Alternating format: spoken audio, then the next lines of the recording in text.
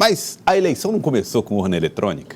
A eleição, a democracia no Brasil tem uma longa história e muitas vezes utilizou-se cédulas de papel para votação. Muita gente talvez nem conheça essa realidade. Mas eu estou recebendo aqui o Paulo Gutenberg, jornalista do Tribunal Regional Eleitoral. Tudo bem, Paulo? Boa tarde. Seja bem-vindo aqui conosco no Eleições 2020. Olha, nós estamos aqui ao lado de alguns dos objetos que fazem parte de um acervo do Tribunal Regional Eleitoral, que está organizando, né, um museu para contar um pouco dessa história da democracia. A gente começou já há algum tempo, desde 98, já a buscar esses documentos, inclusive documentos de objetos, como essa urna de madeira. Essa urna aqui de madeira. Essa aqui foi usada para votação? Essa aqui foi Sim, ela foi usada nas eleições de 1933. 33? 33 foi período ali perto do Estado Novo. Sim, antes do Estado Novo, porque o Estado Novo foi implantado em 37. Eu a encontrei em Ribeiro Gonçalves, numa viagem. Ela estava no cartório eleitoral, e aí quando eu bati os olhos nela, eu já tinha algumas informações, e o chefe do cartório ficou até assim, mas isso é um baú. Ele disse, não, é uma urna. Ah, você percebeu que era uma urna, eles tratavam lá como um baú. E como é que funcionava aqui? Onde é que você depositava o voto? Ela tinha, essa urna é feita de madeira, um detalhe antes de falar, elas foram feitas por presidiários daqui de Teresina. Ah, os detentos fabricavam? Sim, eles fabricam. Não é que eles foram contratados para a fabricação dessas urnas. Certo. Tá? E tinha uma fechadura, né, tem dobradiças e a segurança, pelo menos aqui na parte superior, é mínima, só tem um tampão de... Ah, tá. Então aqui é uma proteção para o local onde eu colocava o meu voto. Sim, ok. Nessa Exatamente. Oportunidade aqui, havia cédulas impressas para o voto, para ser colocado aqui, ou eram cédulas? Não, a cédula oficial, ela só foi criada em 1955, na eleição do Juscelino Kubitschek. Né? Antes disso, as cédulas eram impressas pela imprensa, em jornais. A gente vai mostrar aí, tem alguns documentos que a gente pode mostrar. Tá, nós temos então imagens do que seria os documentos. O que é isso aí, o Paulo?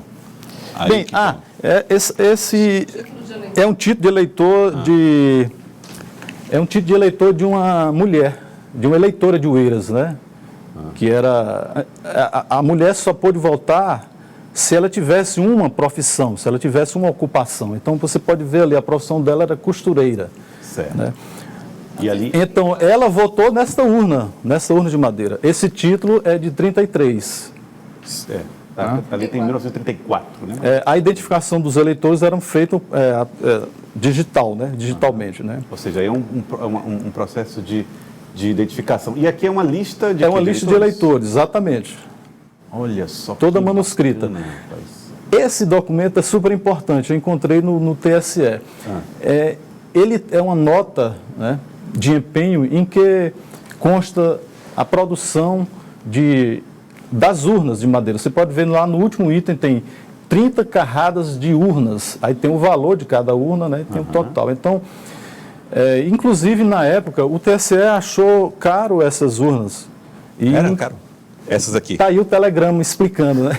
Quer dizer, o presidente do Tribunal Eleitoral daqui do Piauí está respondendo ao TSE, dizendo que os preços das urnas foram obtidos na penitenciária do Estado, onde a mão de obra é calculada com base mínima, ou seja, foi o menor preço encontrado na época. Né? Aí ele explica, volta um pouco, ele explica por quê. O que encarecia, no caso, era o verniz, as ferragens, né, as dobradiças, que tem um elevadíssimo preço na capital. Né? Então... Entendi. Então, quer dizer, ali, vamos lá no documento anterior, ali era um documento que falava a respeito da confecção de urnas mais ou menos como essa daqui que nós temos, né? Sim, essas aqui. Essa aqui é de 33, ali é de 1945. Mas só que essas urnas, elas foram utilizadas depois, em 45. E agora, eu te pergunto, Paulo, essa penitenciária ficava onde? Onde hoje é o Verdão. Onde hoje é o Verdão. Exatamente. Então era fabricada ali, as urnas. Interessantíssimo. Aí a impressão, onde as chapas, digamos assim, eram impressas nos jornais. Então o eleitor recortava e colocava no envelope e colocava... Sim, a cédula de votação. Isso é da República Velha ainda, 1912, essa... Então o voto já vinha impresso pela imprensa, o eleitor só recortava e colocava na urna, era cortava isso? no jornal e... Escolhia A o que cédula tinha. eleitoral oficial, ela a primeira é de 1955, que é essa daí, que está aparecendo. Essa que está agora. Exato. Que tem aí como candidatos a presidente Juarez Távora, Ademar de Barros, Plínio Salgado e Juscelino Kubitschek. Okay. E o vice-presidente João Goulart, Milton Campos, Dantão Coelho. Nessa época, votava-se separado, né? Exatamente. Para vice e para presidente. É tanto que nessa eleição ganhou quem? Juscelino Kubitschek, a presidente. Juscelino. E para vice-presidente, quem ganhou? Você lembra? Foi o João Goulart, não foi não? O João Goulart venceu a eleição com Jânio Quadros. É estranho isso, hein? João Goulart o Jango foi vice do Jânio. Do Jânio Quadros. O Jânio renunciou 6 meses depois. Exatamente. Então é porque, na verdade, o Jean Goulart foi candidato a vice com Juscelino Kubitschek e não ganhou as eleições. Ele foi ministro do Trabalho de Juscelino, João Goulart. Exatamente. Né? Então o Jango foi ministro do Trabalho, exatamente, e viria a ser presidente depois, com a renúncia. E aqui é o mapa de totalidade. Isso aí eu ainda cheguei a ver, hein, gente? Menino, que confusão, hein? Já mapa pensou? de contagem de votos. O que é isso, Paulo? Não, aí é o mapa totalizador. Depois, Não, desculpa, isso aí é o totalizador. O totalizador, né? Isso aí é onde aquela termos famoso, né, do mapismo vem daí. Quer dizer, depois dos votos apurados, eles eram transportados com o número com a relação dos candidatos que eles obtiveram em cada urna. Então ali ela combina as sessões. João Goulart, o vice-presidente. João Goulart, vice-presidente. De Juscelino? Foi dos dois. Eu não sabia. Os dois, sim. Nova para mim essa, hein? Não sabia. Aí, interessante. Bom, então, a história do mapismo. Sim, o mapismo é um tipo de fraude que acontece depois da apuração dos votos, né, na totalização dos votos. Estamos livres disso, né? Graças a Deus.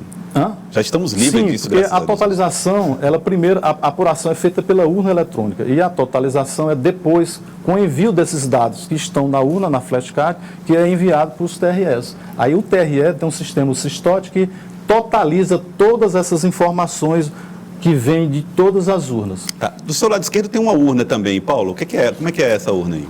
Foi usada? Chegou a ser usada essa? Não? Ela foi pouco usada, na realidade. Essa é uma urna chamada modelo saco, que usa um zíper. Né? As urnas, elas têm uma evolução material.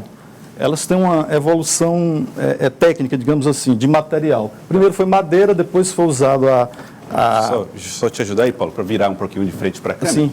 Aí, pronto. Tá ok. Cair de frente, para a gente pegar aí com a câmera do Edvan Visgueira. Então, ela é um saco, né? É o tipo saco, que era usado, tem abertura para se colocar o voto, e depois que os votos, depois a apuração, tem um lacre, o lacre era feito com um chumbinho e com um alicate que vinha em alto relevo o selo do TRE, né? Mas essa urna, o próprio TRE de São Paulo, o TRE de São Paulo é magnífico porque é um laboratório, né? Quer dizer, toda essa tecnologia eleitoral foi feita pelos TREs. Tá. E essa urna aí foi usada em que ano? Mais ou menos. Esse foi na década de 60 para 70. Não foi tão usada?